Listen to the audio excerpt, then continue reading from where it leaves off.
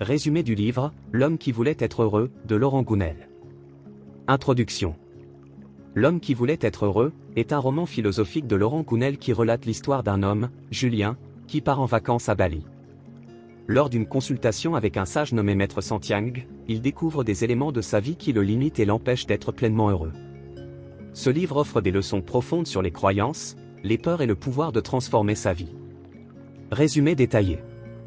1. Rencontre avec le sage. Julien consulte Maître Santiang pour un problème mineur de santé. Le sage, en observant Julien, lui révèle qu'il n'est pas pleinement heureux.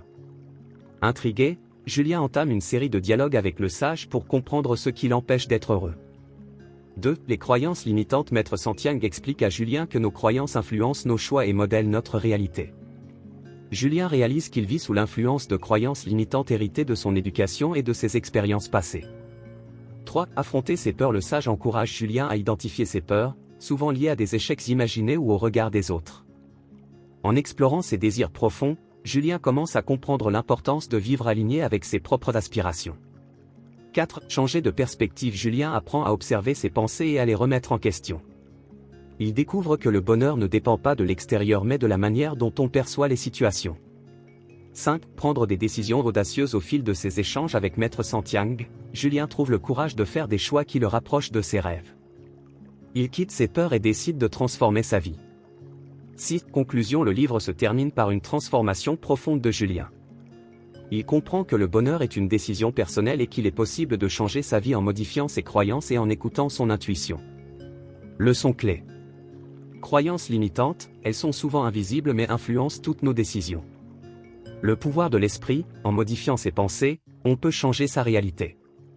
La responsabilité personnelle, chacun est responsable de son bonheur. Vivre selon ses valeurs, la clé du bonheur réside dans l'alignement entre ses actions et ses aspirations profondes. Exercice pratique de la chaîne YouTube L'Art de réussir. 1. Identifier ses croyances limitantes.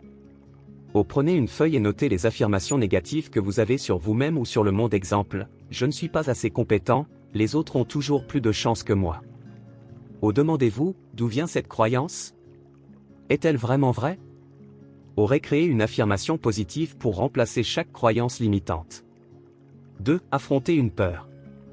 Identifiez une peur qui vous bloque. Exemple, parler en public, changer de carrière. Divisez cette peur en petites étapes et engagez-vous à réaliser la première dans les 3 prochains jours. 3. Visualisation positive. Tous les matins, prenez 5 minutes pour fermer les yeux et imaginez une journée parfaite où vous réalisez un objectif qui vous tient à cœur. Ressentez les émotions associées à cette réussite. 4. Alignement avec ses valeurs. Listez vos valeurs principales. Exemple, liberté, créativité, honnêteté. Analysez si vos actions quotidiennes reflètent ces valeurs. Si ce n'est pas le cas, identifiez une action concrète que vous pouvez mettre en place. 5. Journal de gratitude. Chaque soir, écrivez 3 choses pour lesquelles vous êtes reconnaissant. Cela vous aidera à changer votre perspective et à vous concentrer sur le positif. Ce résumé et ces exercices sont une excellente base pour une approche captivante sur notre chaîne YouTube, L'Art de réussir, mettant en avant des stratégies concrètes pour transformer ses croyances et atteindre le bonheur. Nous vous conseillons d'intégrer dans votre quotidien, très chers téléspectateurs, surtout vous, qui êtes des entrepreneurs, pour une meilleure présentation de vos produits ou services. Vous avez été inspiré par cette vidéo, veuillez l'aimer, la commenter, la partager, puis vous abonner à la chaîne L'Art de réussir, pour ne rater aucune de nos prochaines vidéos s'annonçant vraiment très édifiantes.